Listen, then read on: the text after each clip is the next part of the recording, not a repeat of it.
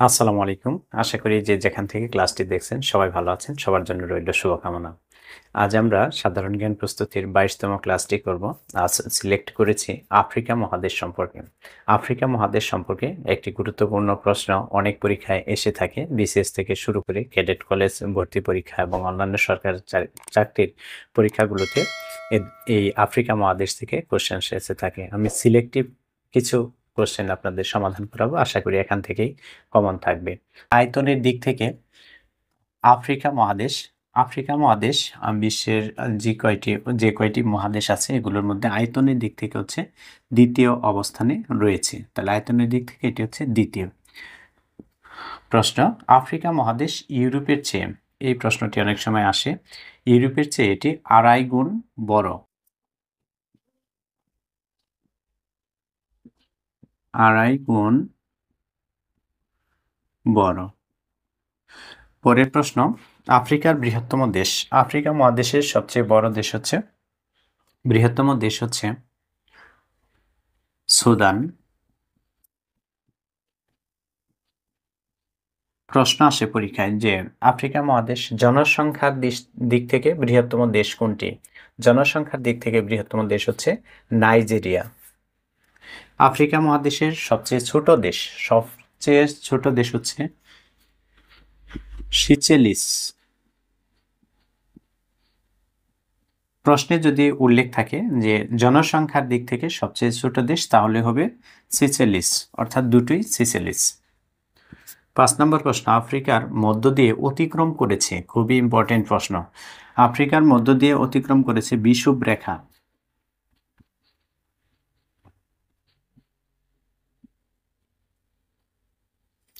পরের প্রশ্ন হচ্ছে আফ্রিকার প্রধান সোনা উৎপাদনকারী দেশ। আফ্রিকার দেশগুলোর মধ্যে সোনা উৎপাদনকারী প্রধান দেশ হচ্ছে দক্ষিণ আফ্রিকা।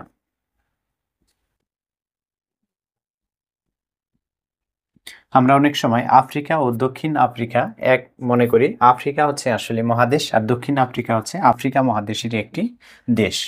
৭ নম্বর প্রশ্নটি হচ্ছে আফ্রিকার দীর্ঘতম নদী। আফ্রিকার দীর্ঘতম নদী হচ্ছে নীল নদ। বিশ্বের দীর্ঘতম নদী এটিও নীল নদ, অর্থাৎ বিশ্বের দীর্ঘতম নদী আফ্রিকায় অবস্থিত।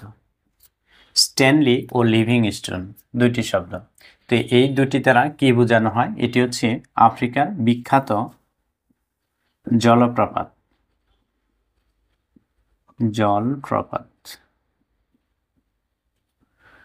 নেক্সট প্রশ্ন হচ্ছে বৃহদাকার চিড়িয়াখানা।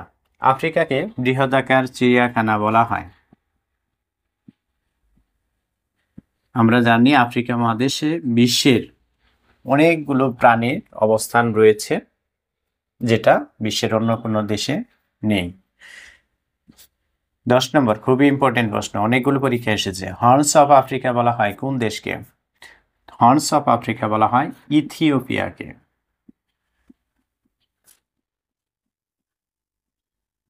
ইথিওপিয়াকে। ১১ নম্বর প্রশ্ন, প্রাচীনকালে আফ্রিকাকে বলা হতো অন্ধকারাচ্ছন্ন মহাদেশ। অন্ধকারাচ্ছন্ন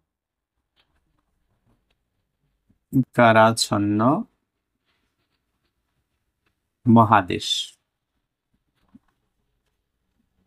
নেক্সট প্রশ্ন হচ্ছে আফ্রিকার সবচেয়ে সম্পদশালী দেশ। আফ্রিকার সবচেয়ে সম্পদশালী দেশ হচ্ছে দক্ষিণ আফ্রিকা।